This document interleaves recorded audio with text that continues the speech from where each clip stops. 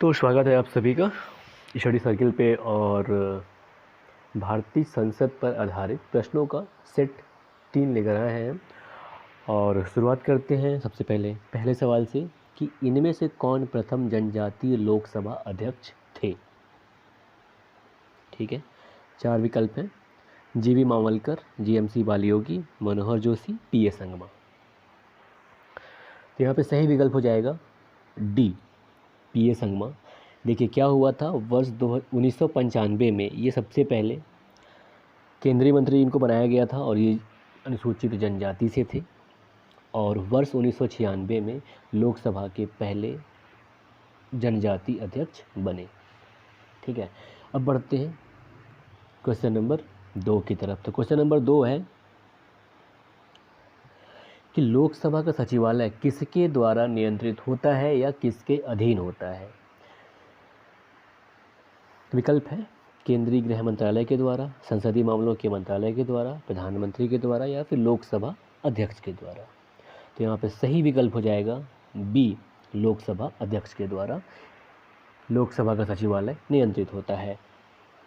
Question number 3 की बात कर लें। क्वेश्चन नंबर 3 है कि लोकसभा में किसी विधेयक पर आम बहस निम्न में से किस स्तर पर होती है।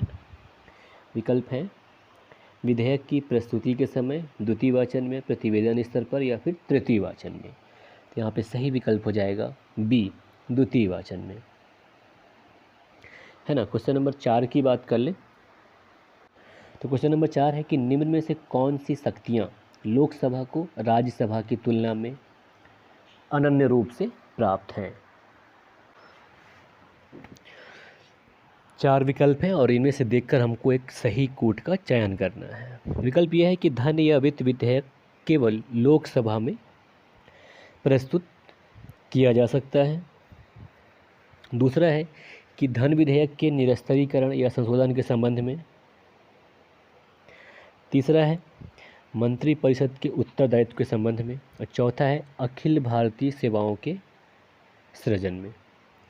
तो यहाँ हमसे पूछ रहा है लोकसभा की शक्तियों के बारे में जो उसको राज्यसभा से अलग करता है। बताना है कि इनमें से कौन सही है। ए विकल्प में 1 2 3 4, बी में 1 2 3, सी में 1 3 4 और डी में है 2 3 4।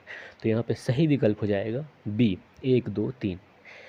ये जो अखिल भारतीय सेवाओं के सृजन की बात है ये राज्यसभा की एक विशेष शक्ति है अनुच्छेद 312 के तहत। ठीक है, अब हम बात करते हैं क्वेश्चन नंबर 5 की। तो क्वेश्चन नंबर 5 है कि राज्यसभा में सदस्यों की संख्या होती है 280 सदस्य, जिसमें से 20 सदस्य भारत के राष्ट्रपति द्वारा मनोनीत किए जाते हैं। ऐसे करके कुल 4 विकल्प हैं, देख सकते हैं आप। और बी में है 275 सदस्य, जिनमें से 18 सदस्य राष्ट्रपति के द्वारा मनोनीत किए जाते हैं। में 250 सदस्य, जिनमें से 12 सदस्य राष्ट्रपति के द्वारा मनोनीत किए जाते हैं। और डी विकल्प है 252 सदस्य, जिनमें से 12 सदस्य राष्ट्रपति के द्वारा मनोनीत किए जाते हैं। बताना है कि इनमें से सही विकल्प क्या होगा। तो यहाँ पे सही विकल्प सी हो जाएगा। ठीक है, 250 सदस्य होते हैं राज्यसभा में, जिसमें से 12 सदस्यों को राष्ट्रपति के द्वारा मनोनीत किया जाता है, जो कि कला, समाज सेवा आदि के क्षेत्र में से संबंधित होते हैं, उनको राष्ट्रपति मनोनीत करते हैं। क्वेश्चन नंबर 6 की बात कर लें। तो क्वेश्चन नंबर 6 है कि राज्यसभा में राज्यों को प्रतिनिधित्व निम्नलिखित में से किस आधार पर दिया जाता है। विकल्प है प्रत्येक राज्य के लिए बराबर, बी उनकी जनसंख्या के अनुपात में स्थान, उनके क्षेत्रफल के अनुपात में स्थान और उनके राजस्व के अनुपात में स्थान। इसका सही विकल्प हो जाएगा बी, उनकी जनसंख्या के अनुपात में स्थान। और किस राज्य में राज्यसभा की कितनी सीटें होंगी इसका निर्धारण जो संविधान की अनुसूची है, चौथी अनुसूची, उसमें कर दिया गया है। ठीक है, तो जो संविधान की चौथी अनुसूची है वो राज्यसभा में स्थानों के आरक्षण से संबंधित है और ये जनसंख्या के अनुपात में राज्यसभा में स्थान दिया या प्रदान किया जाता है। क्वेश्चन नंबर 7 की बात कर लें। तो क्वेश्चन नंबर 7 है कि राज्यसभा के सदस्य चुने जाते हैं, राज्यसभा के सदस्यों के चुने जाने की प्रक्रिया क्या है? विकल्प ए है राज्यों की विधानसभाओं द्वारा, बी है राज्यों की विधान परिषद द्वारा, सी है राज्यों की विधानसभा और विधान परिषदों द्वारा, और डी है नगर पालिका के सदस्यों एवं ग्राम पंचायतों के सदस्यों के द्वारा। तो यहाँ पे सही विकल्प हो जाएगा ए, राज्यों की विधानसभाओं के द्वारा, है ना। अब बात कर ले क्वेश्चन नंबर 8 की। तो क्वेश्चन नंबर 8 है कि राज्यसभा के सदस्य का कार्यकाल कितने वर्ष का होता है?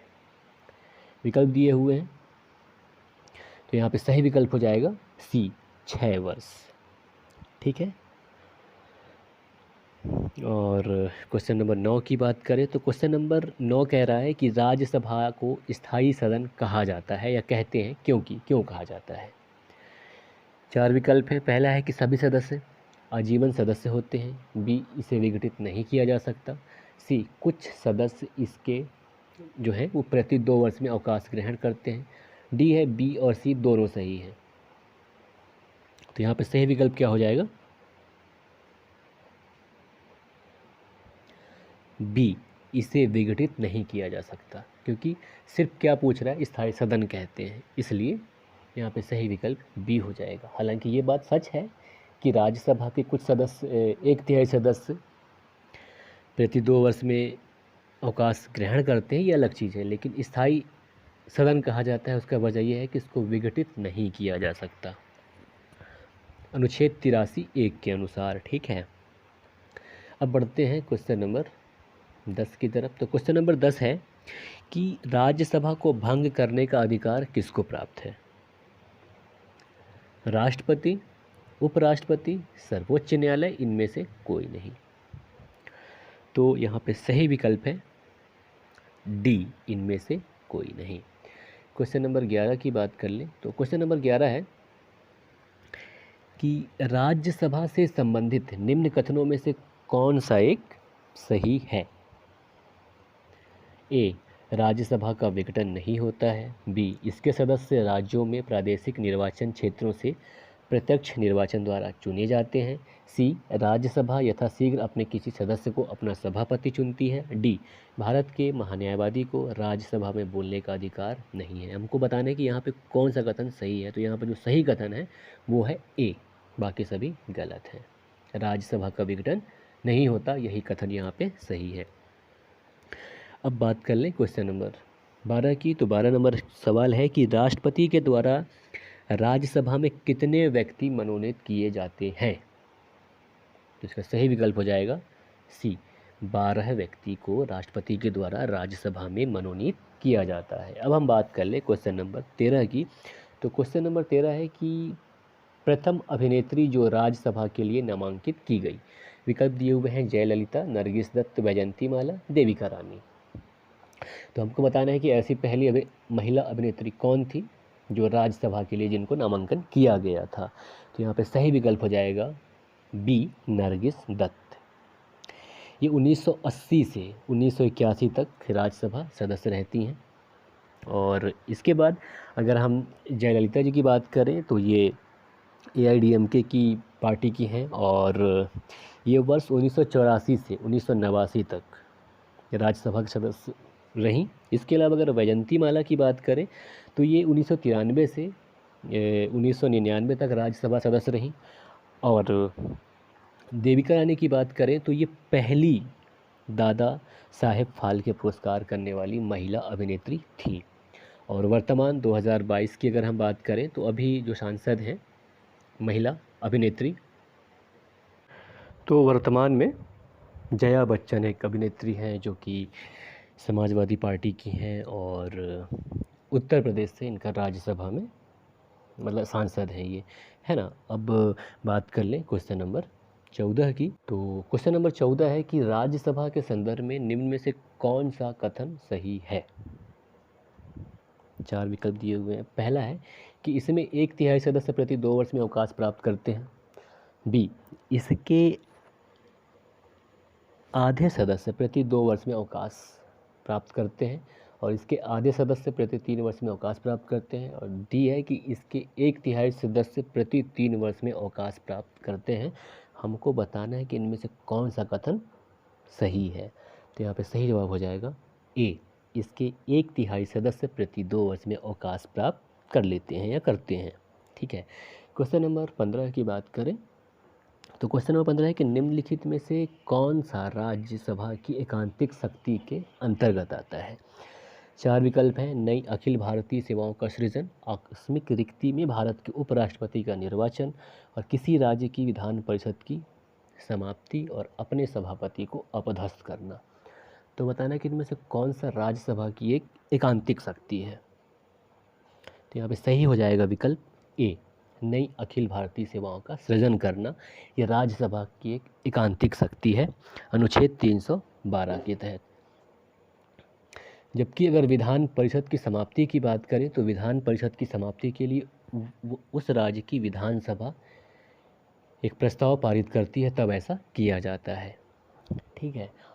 और अपने सभापति को अपदस्थ करने की बात आती है तो ठीक है, इसकी प्रक्रिया राज्यसभा में की जाती है, लेकिन लोकसभा की भी मंजूरी इसमें ली जाती है।